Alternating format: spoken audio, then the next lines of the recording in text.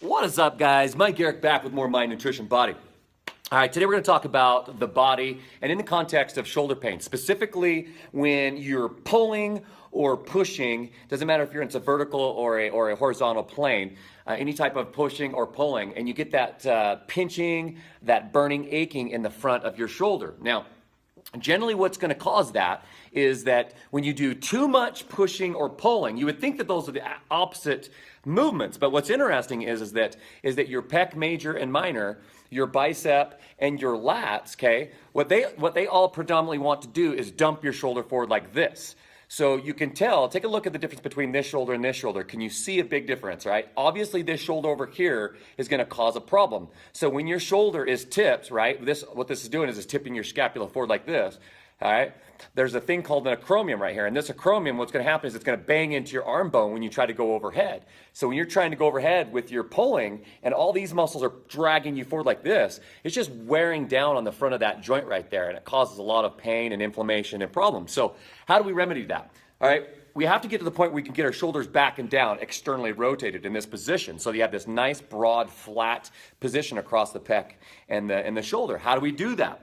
We need to do some mobilizations in the front, but also do some strengthening for the muscles in the back that don't get a lot of work. So I'm going to go through a couple of these for you guys. All right, so I'm going to show you two smashes, two mobility exercises, one strengthening, okay, and then one stretch. So let's go through the smashing first. I'm doing this smash work style. I'm using the J-hook as my tripod here. All right, so the first thing we want to do is make sure that the scapula, the muscles around the scapula are working. So what we're going to do is we're going to take a lacrosse ball here, and what we're going to do is we're going to get right on the inside, in between your scapula and your spine, kind of in the shape of a C around the scapula, right? We're going to start off at the top here, and what we're going to do is we're just going to go overhead, keep your arms straight like this, and touch your thumb to the ground. And then as you come over, so my thumb's like this, and then as I go into this position, my thumb actually goes the opposite position, so it's actually thumbs down. So thumbs down, and then into thumbs up position. And what we're gonna do is we're gonna just do 4, 5, 10 repetitions of these. Now, notice how my butt's on the ground. Now you can arch up into this to get even deeper. And you can also take and pull your scapula away like this and get down, down into those deep, ugly, nasty corners, right? So we're gonna go thumbs down, thumbs up, thumbs down, right? Do that, let's say 5 repetitions. And then what we're gonna do is we're gonna move. This is a gristly piece right there.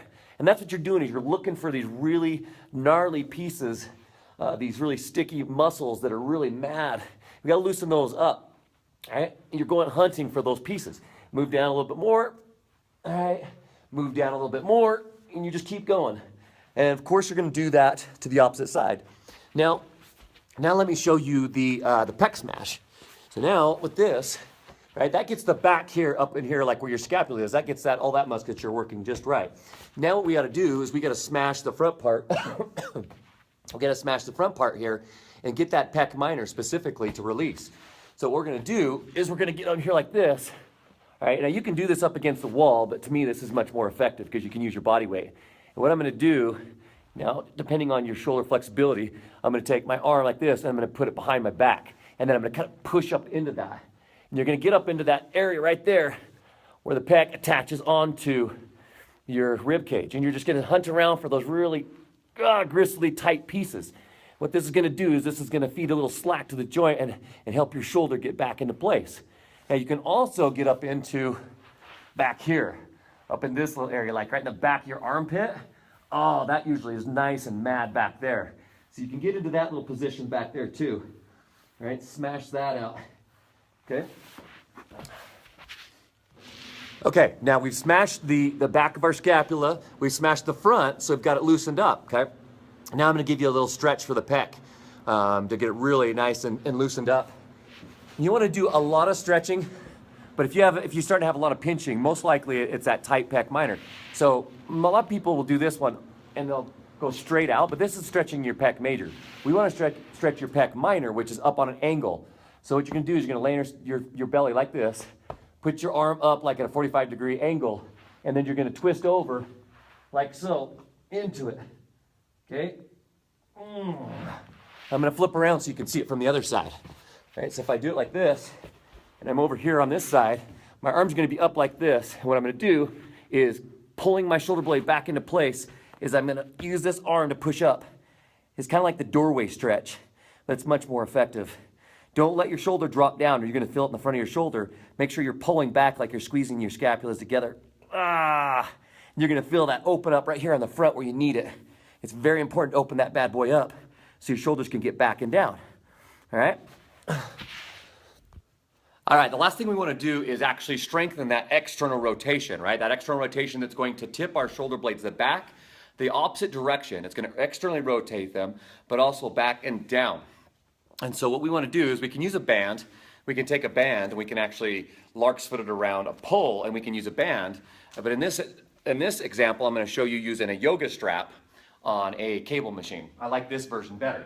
So all you do is take this bad boy, put it here, like so, and I'm going to turn around, I'm going to show you so you can see from behind what's actually happening. And all you're going to do is you're just going to take and you're going to pull and come back. Drop the weight down a little bit. Remember, these are really small muscles, and so you're using either a tiny band or using very, very small weight, and you're trying to do either static holds or high repetitions because these muscles are not meant to lift big weight. They're meant to stabilize your shoulder blades. So let me show you this. Right, notice how my thumbs come straight back like this. And I don't want to arch in my back. I want to keep my spine nice and straight. And all I'm doing is coming forward like this and then bringing my arms back into a double biceps pose, like so. Now you can start up here and you can actually come down and you can work all the way down like in this manner to where you're actually doing W's.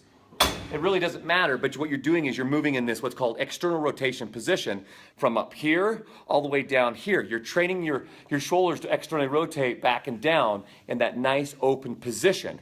That's going to create a much better environment for your shoulder.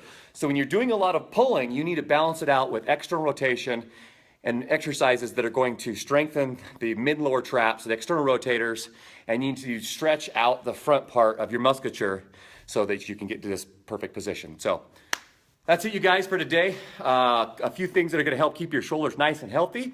Remember, I got my program coming up called the 30-Day Six-Pack Fast Track coming up in April. I'm Mike Garrick, helping you think, eat, and move with a purpose.